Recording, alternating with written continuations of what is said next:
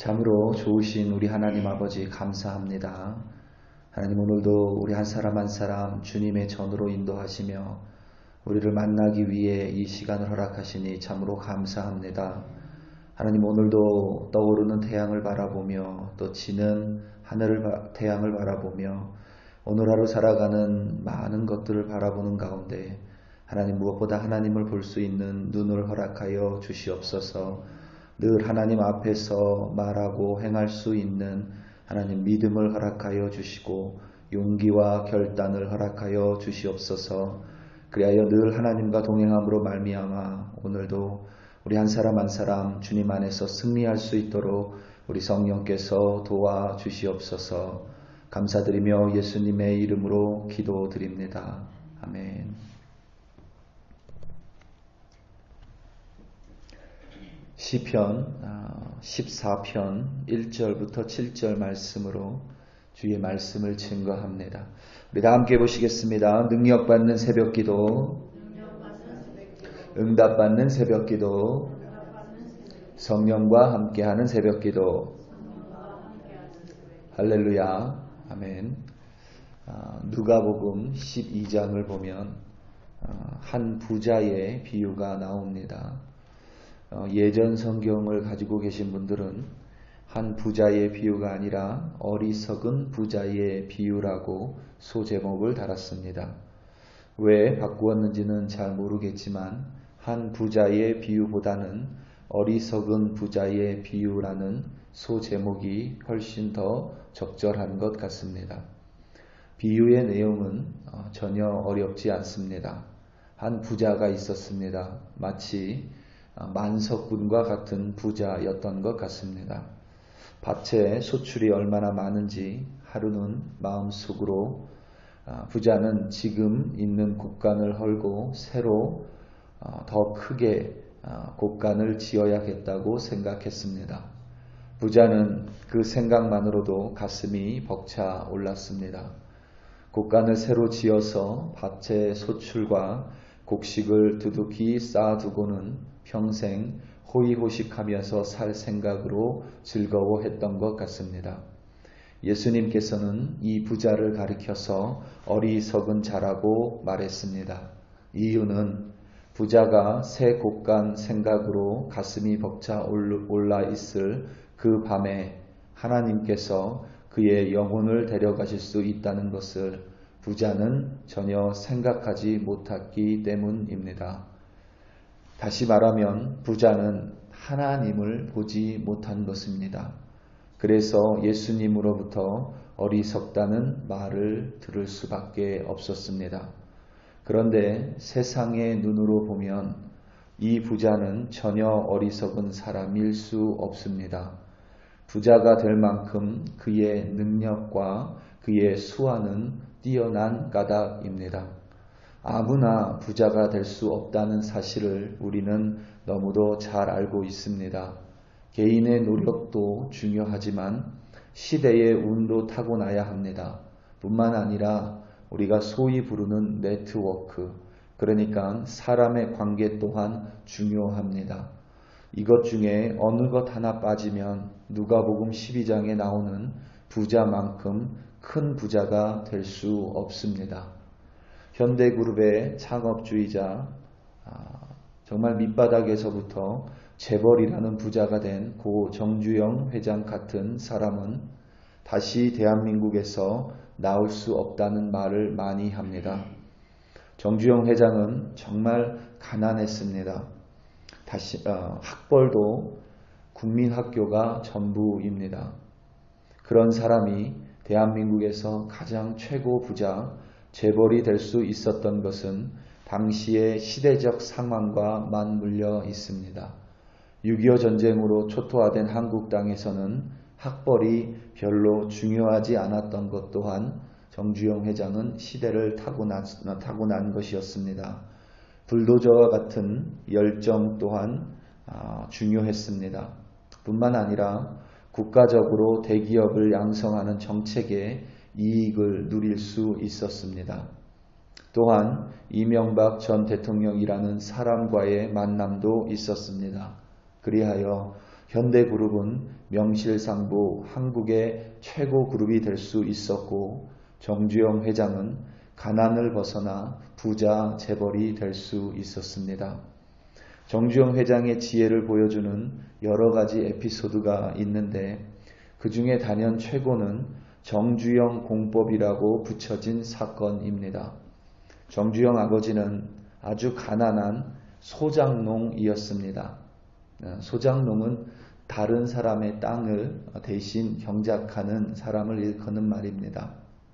그래서 정주영 회장은 항상 땅을 소원하는 마음을 가지고 있었습니다.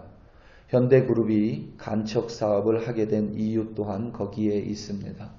간척사업이라는 것은 영어로 이 베이라고 부르는 부분, 그러니까 해안 중에서 움푹 들어간 만에 방조제를 쌓고 그 안에 바닷물을 가둔 후에 바닷물을 빼고 메꾸어서 땅으로 만드는 사업입니다.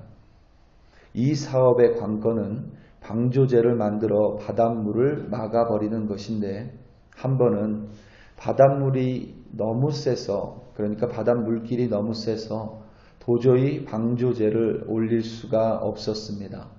아무리 육지의 땅을 퍼서 날라도 그 거센 물길에 부으면 모두 흩어져 버렸기 때문입니다. 이걸 해결할 수 있는 건설회사가 한국뿐만 아니라 외국에도 전무했습니다. 이때 정주영 회장이 길이 약 1000피트 되는 폐유조선으로 거센 물결을 막아버리고 방조제를 쌓아올라 간척사업을 성공시켰습니다. 후에 타임즈 매거진에서는 이것을 정주영 공법이라고 이름 붙이면서 전세계 간척사업, 그러니까 건설을 하는 모든 사람들의 이목을 끌었습니다.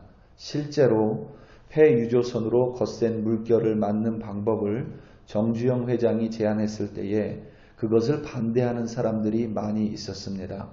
아직 학계에서 연구된 적도 없었고 그런 방법으로 간척사업을 했던 건축회사들 또한 전무후무했었기 때문입니다. 정말 시대를 앞서는 해안이었고 지혜를 가진 인물이었습니다. 세상은 누가복음 12장에 나오는 부자와 재벌이었던 정주영 회장에 대해서 지혜롭다고 말합니다. 세상은 그들을 가리켜 해안이 있다고 말할지 몰라도 하나님의 말씀인 성경은 그들을 가리켜 어리석은 자라고 단언했습니다. 왜냐하면 세상의 이치를 잘 알고 시대를 밝히 분별할 수 있는, 볼 수 있는 눈을 가지고 있었을지는 모르지만 그들은 하나님을 볼 수 있는 눈이 없었기 때문입니다.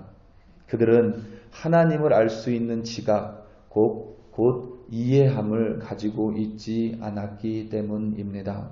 오늘 말씀 1절과 2절입니다. 어리석은 자는 그의 마음에 이르기를 하나님이 없다 하는도다. 그들은 부패하고 그 행실이 가증하니 선을 행하는 자가 없도다. 여호와께서 하늘에서 인생을 굽어 살피사 지각이 있어 하나님을 찾는 자가 있는가 보려 하심즉. 아멘. 시편 기자는 어리석은 자의 첫 번째 기준으로 마음속에 하나님이 없다고 말하는 사람이라고 했습니다. 하나님이 없다고 여기기 때문에 그의 행동은 철저하게 자신의 위주, 자기 중심, 곧 이기적일 수밖에 없습니다. 종종 다른 사람을 위한 것처럼 보이기도 하지만 실상은 모든 것이 자기 중심적인 사람입니다. 이기적인 말과 행동은 선하지 않기에 결국 그 끝은 부패하고 가증한 모습일 수밖에 없습니다. 그래서 어리석은 사람, 마음에 하나님이 없다고 말하는 사람은 악인이 될 수밖에 없는 것입니다. 그와 반대로 성경에서 말하는 지혜로운 사람은 바로 지각을 가지고 하나님을 찾는 사람입니다. 지각은 해안이나 이해함으로 바꿀 수 있습니다. 세상을 보면서 하나님을 찾을 수 있고 하나님을 볼 수 있는 해안을 가진 사람이 곧 지혜로운 사람입니다. 세상의 모든 것을 볼 수 있고 세상이 돌아가는 이치를 훤히 내려다보고 있다고 해도 그 사람이 그 보이는 모든 것들 가운데 하나님을 볼 수 없다면 그 사람은 가장 어리석은 사람일 수 있다는 것입니다. 하나님을 찾았고 하나님을 볼 수 있기에 그의 행동과 말은 절대 자기 중심적일 수 없습니다. 사람 중심이 아닙니다. 항상 하나님이 그의 말과 행동의 중심입니다. 항상 하나님을 의식하고 살아가는 사람입니다. 성경은 그러한 사람을 가리켜 하나님을 경외하는 사람이라고 명명했고 의인이라고 기록했습니다.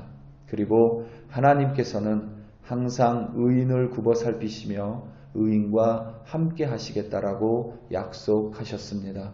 우리 사랑하는 성도 여러분, 지혜로운 사람은 세상의 이치에 밝은 사람이 아니라 세상 속에서 하나님을 볼 수 있는 사람입니다. 늘 형통하기 때문에 하나님을 볼 수 있는 사람이 아니라 형통 가운데서도 하나님을 볼 수 있고 때로는 사망의 음침한 골짜기에 있을 때라도 나를 안위하시는 하나님의 지팡이를 볼 수 있습니다. 휘황찬란한 세상 속에서 내 마음을 뺏기는 사람이 아니라 그 속에서 하나님의 마음을 볼 수 있는 사람이 바로 지혜로운 사람입니다. 그리고 지혜로운 사람과 하나님 당신을 볼 수 있는 지혜로운 사람과 하나님께서는 늘 함께 하시겠다라고 약속하셨습니다.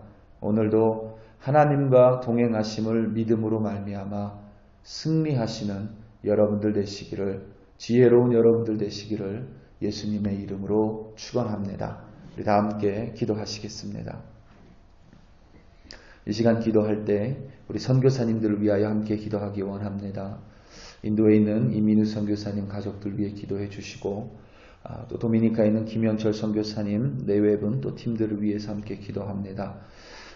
캄보디아에 있는 김창호 선교사님 내외분 또 가족들을 위해 기도하고 또 인도네시아에 있는 정김 선교사님 가족들 위해 기도합니다. 특별히 여러분 지금 코로나 바이러스가 가장 심한 나라가 인도네시아입니다.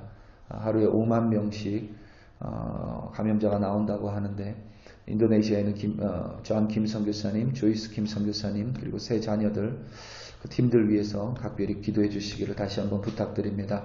우리 시간 다 함께 주여 한번 부르시고 간절한 마음으로 선교사님들 위하여 합심하여 기도합니다. 주여 할렐루야 할렐루야 할렐루야. 아버지 하나님 참으로 감사합니다. 오늘도 아버지 하나님 우리 한 사람 한 사람을 주님의 전으로 불러주시고 하나님 우리의 눈을 열어주사 이 세상 가운데 세상 속에서 하나님을 볼 수 있는 해안을 주시고 지혜를 주시니 참으로 감사합니다. 오늘도 하나님을 볼 수 있는 눈으로 살아가게 하여 주시고 하나님을 깨달을 수 있는 하나님 이해함으로 지각으로 살아갈 수 있도록 하나님 도와주시옵소서. 특별히 아버지 하나님 오늘 선교사님들 위하여 함께 중보 기도합니다. 인도에 있는 이민우 선교사님 가족들 기억하여 주시고 하나님 두 아이들 지켜주시기를 간절히 기도합니다. 하나님 마음 가운데 어려움 없을 수 있도록 늘 그 가운데 하나님과 동행하고 하나님을 볼 수 있는 지혜를 허락하여 주시옵소서. 특별히 인도네시아에 있는 장김 선교사님, 조이스 김 선교사님 세 자녀들 기억하여 주시옵소서. 코로나 바이러스가 매일매일 심각한 상황 가운데 놓여 있습니다. 하나님 정군 전사를 지켜주시고 코로나 바이러스 틈타지 않도록 우리 김 선교사님 가족들 또 그 함께하는 팀들 꼭 지켜주시기를 간절히 기도합니다. 그를 통하여 아버지 하나님 다시 한번 하나님의 나라가 그 땅 가운데 선포되고 확장될 수 있도록 우리 장김 선교사님과 팀들을 사용하여 주시옵소서. 도미니카 리퍼블릭에 우리 김현철 선교사님 기억하여 주시고 늘 하나님을 바라보는 그 열정 가운데 하나님 그를 통하여 하나님 나라가 오늘도 더욱더 확장될 수 있도록 하나님께서 역사하여 주시옵소서. 캄보디아의 캄보디아 선교사님 기억하여 주시옵소서. 우리 김창무 선교사님, 정미수 선교사님 기억하사 아버지 하나님 그들을 통하여 하나님의 사랑이 그 땅 가운데 흘러들어갈 수 있도록 하나님 그들을 붙들어 주시고 코로나 바이러스로부터 우리 선교사님들 기억하여 주시고 구하여 주시옵소서. 오늘도 아버지 하나님 이름도 없이 하나님의 사명 받들어 선교지에서 그들의 열정을 다하고 있는 참된 지혜로운 자들 하나님 오늘도 기억하여 주시고 그들과 오늘도 인도하여 주시며 그들과 동행하여 주시옵소서. 그들을 통하여 하나님의 나라가 확장되기를 간절히 기도합니다. 하나님 오늘도 우리 글로리교회 백성들 어디에 있든지 무엇을 보든지 그곳 가운데 하나님을 볼 수 있는 눈을 허락하여 주사 지혜로운 주의 백성으로 승리하는 주의 자녀들 삼아 주시옵소서. 할렐루야 할렐루야. 아버지 하나님 참으로 감사드립니다. 주여 감사.